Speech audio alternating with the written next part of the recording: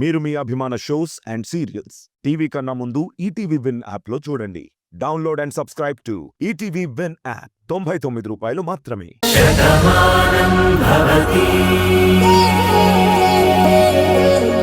నువ్వు చేస్తున్నది తప్పు కాబట్టే నువ్వు దొరికిపోయావు. ఇప్పటికైనా నువ్వు బాగుపడతావని ఆశిస్తున్నాను. నువ్వు మాత్రం ఎలాంటి పిచ్చి పనులు చెయ్యకు. పెద్దమ్మగారి మీద కక్ష పెంచుకోవడం కాదు, వచ్చి క్షమించండి అని అడుగు. వాళ్ళు నిన్ను వదిలేస్తారు. కావాలంటే నేను మాట్లాడతాను. అంతేకాని పిచ్చి పిచ్చి వేషాలు వేశావంటే ఊరుకునే ప్రసక్తే లేదు.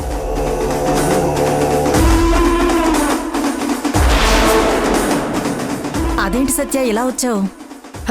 అదేనండి, మీరు పొలం అమ్ముతున్నారా? అవునమ్మా, 10 ఎకరాలు బేరం పెట్టాము, కుదిరినట్టే. అయినా ఇప్పుడు కొత్తగా పొలం అమ్మాల్సిన అవసరమేముంది? ఏం చెప్పమంటావమ్మా, మగదిక్కులేని కుటుంబం. అన్నెకరాలు నేను మాత్రం ఎక్కడ చూసుకుంటాను? పాలేరుల మీద ఆధారపడదామంటే పండింది ఎంతున్నా పురుగుల మందులకే మొత్తం పోయిందని లెక్కలు చెబుతున్నారు. ఇంట్లో చిల్లిగవ్వ కూడా లేదు. బతకాలంటే డబ్బులు కావాలి కదా. అందుకే 10 ఎకరాలు పొలం అమ్మకానికి పెట్టాను. మిగిలింది ఎలాగో ఉంది కాబట్టి అలా బతికేస్తాను. మరి ఈ విషయం ముందు ఊళ్ళో చెప్పాలి, అమ్మమ్మ కూడా చెప్పాలి. మరి ఎందుకు చెప్పలేదు? అది ఇప్పటికే మీకు చాలా పొలాలున్నాయి కదా, మీరు కొనుక్కుంటారో లేదో అని. పైగా పెద్దమ్మగారు నాతో ఇప్పుడెందుకు అమ్ముతున్నావు, భూమి ఉంటే ధైర్యం ఉంటుంది, అమ్ముకుంటే పోయిందన్న బాధ ఉంటుంది అని చెప్తారు. అందుకనే చెప్పలేదమ్మా. అంతకుమించి ఇంకేం లేదు. నాకు చిన్న పనుంది. సరేనండి, నేను కూడా బయలుదేరుతాను. సరేనమ్మా.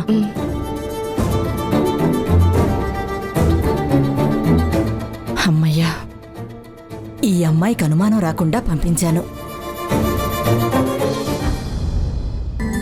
ఓం తత్పురుషాయ విద్మహే వక్రతుండాయ ధీమహి తన్నో దంతి ప్రచోదయాత్. స్వాహా. మహాగణపతయై నమః.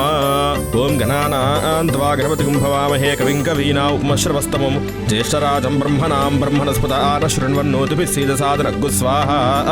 మహాగణపతయై నమః. నమో వ్రాతపతయే నమో గణపతయే నమ ప్రమథపతయే నమస్తే అస్తు లంబోదరాయ ఏకదంతాయ విఘ్నవినాశినే శుసుదాయ శ్రీవర్ధమూర్తయే నమో నమః. స్వాహా. మహాగణాధిపతయై నమః. ఓం గణాదీం పూర్వముచ్చార్య వర్ణాదీం తదనంతరం అనుస్వారః పరతరః అర్ధేందులసితం తారేణ రుద్ధం ఏతత్వమనుస్వరూపం గకారః పూర్వరూపం.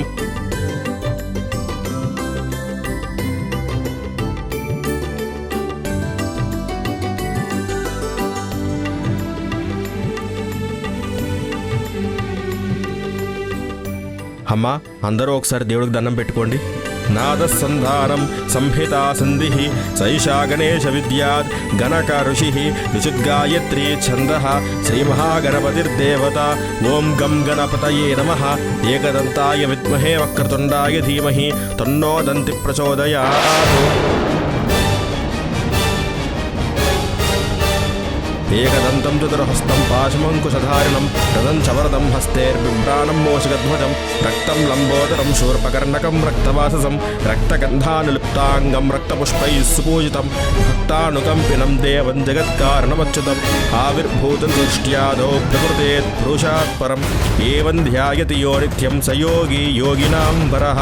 నమో వ్రాతపతయే నమో గణపతయే నమ ప్రమథపతయే నమస్తే అస్తు లంబోదరాయ ఏకదంతాయ విఘ్న వినాశినే శివసుతాయ శ్రీవర్ధమూర్తయే నమో నమః. స్వాహా. అయ్యయ్యో,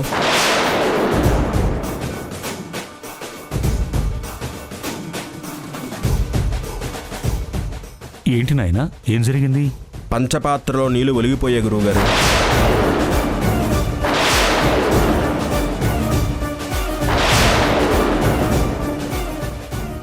అలా ఎలా పడేసావయ్యా? క్షమించండి గురువుగారు, పొరపాటు నా చెయ్యే తగిలింది. అయినా శుద్ధజలమే కదా, ఇప్పుడే తీసుకొస్తాను. ఏమయ్యా, ఇన్ని కార్యక్రమాలు చేస్తూ ఉంటారు కదా, ఆ మాత్రం జాగ్రత్తగా చూసుకోకపోతే ఎలా? హోమంలోను వ్రతంలోని ఇలా చేయి తగిలింది కాలు తగిలింది అని అనొచ్చా? ఏంటమ్మా, ప్రతిదానికి ఎందుకలా భయపడతారు? పొరపాటున చేయి తగిలిందని చెప్తున్నారు కదా, హోమం దగ్గర ఏ ఆటంకం జరగలేదు కదమ్మా.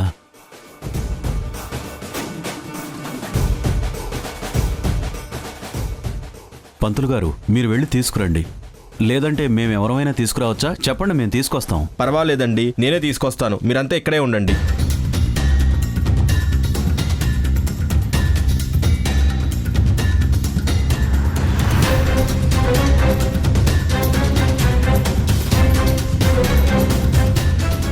అమ్మా, నేను వెళ్ళి చూసొస్తాను.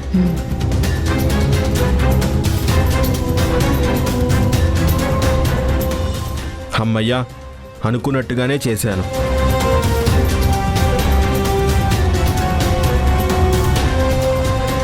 ఇది పంచపాత్రలో పోస్తే అజయ్ గారు చెప్పినట్టు మొత్తం ఇక్కడ పని పూర్తయిపోతుంది.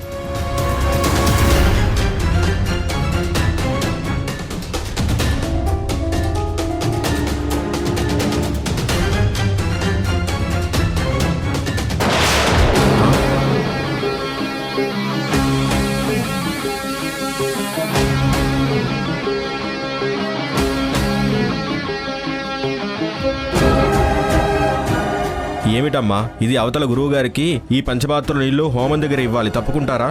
అది సరే, అక్కడ నీ చెయ్యి తగిలే పాత్ర పడిపోలేదు. మీరే కావాలని పడేశారు. అది నేను చూశాను. అంటే ఏంటమ్మా, నేను ఇదంతా కావాలని చేస్తున్నానంటున్నావా? సద్బ్రాహ్మణ్ణి, అది మాకు అవసరం లేదు. మీరన్నది నిజమే అయితే మా ఇంట్లో కూడా నీళ్లున్నాయి కదా, ఆ నీళ్లు తీసుకోవచ్చు కదా. మరి మీరు తీసుకొచ్చిన బాటిల్లో నీళ్లు ఎందుకు పోసారు? ఒకవేళ ఆ పోసే ఉద్దేశం ఉంటే అక్కడే బాటిల్లో నీళ్లు పోయొచ్చు కదా. అదా నీ అనుమానం? చూడమ్మా, ఇది నువ్వు అనుకున్నట్టు మామూలు నీళ్లు కావు, గంగాజలం. పవిత్ర పుణ్యక్షేత్రం నుంచి తీసుకొచ్చిన గంగాజలం. త్రివేణి సంగమంలో పూజలు చేయించి మరీ తీసుకొచ్చిన గంగాజలం. ఈ పవిత్ర జలాన్ని ఇల్లంతా జల్లామంటే దుష్టశక్తులు, భూత ప్రేతాత్మలు కూడా పారిపోతాయి. ఈ ఇంట్లో అరిష్టాలు జరుగుతున్నాయని మీరు అంటున్నారు కదా, ఆ అరిష్టాలకి ఎక్కడి నుంచి పవర్ వచ్చిందో కూడా తెలిసిపోతుంది. అందుకనే ఇంత పవిత్రమైన గంగాజలాన్ని నేను తీసుకెళ్తున్నాను. సరే, ఇటు ఇవ్వండి, వాసన చూసిస్తాను. ఇటు ఇవ్వండి. వాసన చూడడానికి అదేం కెమికల్ కాదమ్మా, జలం. నీటికి రంగు, రుచి, వాసనలు ఏమీ ఉండవు. గంగ అయినా సరే, గోదావరి అయినా సరే నీరు ఒకలాగే ఉంటుంది. కానీ పవిత్రత తేడాగా ఉంటుంది. అవతల కార్యక్రమం జరుగుతుంది, వెళ్ళిది ఇవ్వాలి. సరే పంతులు గారు, అంత పవిత్రమైన తీర్థం అంటున్నారు కదా, కాస్త మీరు తాగండి.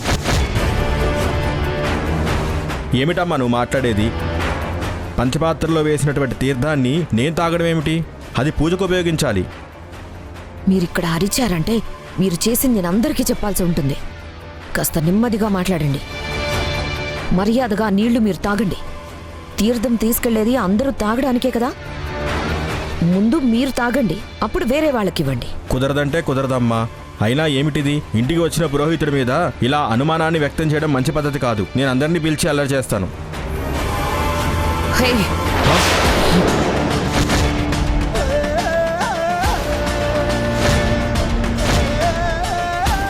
అయ్యా పంతులు గారు, త్వరగా రండి. మర్యాదగా అది తాగితేనే మీరు అక్కడికి వెళ్తారు. లేదంటే ఇట్నుంచి పైకి వెళ్ళిపోతారు. తర్వాత ఏం జరిగినా నేను చూసుకుంటాను. తాగండి.